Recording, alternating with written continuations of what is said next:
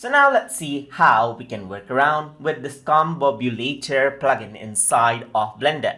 So to work around with it, I'm going to go around into edit first, and then I'm going to go to preferences. In add-ons, I'm going to scroll down so I can find the Discombobulator plugin right here. So once I click on this, what happens is that the plugin is enabled. And to work around with this plugin, you have to press tab, and then you need to go around into face select mode and select the face where you want to apply the plugin to.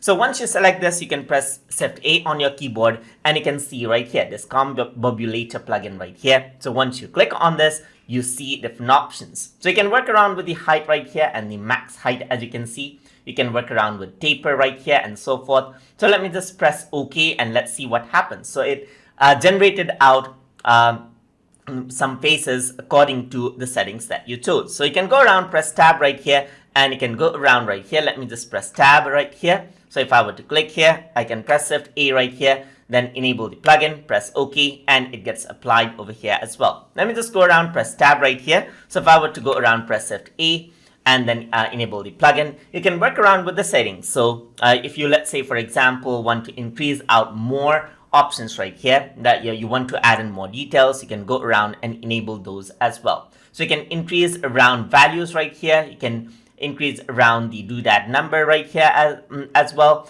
and then work around with repeat as well. So let's say I'm going to do 3 times repeat right here. So all of the settings is going to be applied right here, and if I were to press OK, you'll be able to see that it has been applied right here, and you can see that this is the final result right here.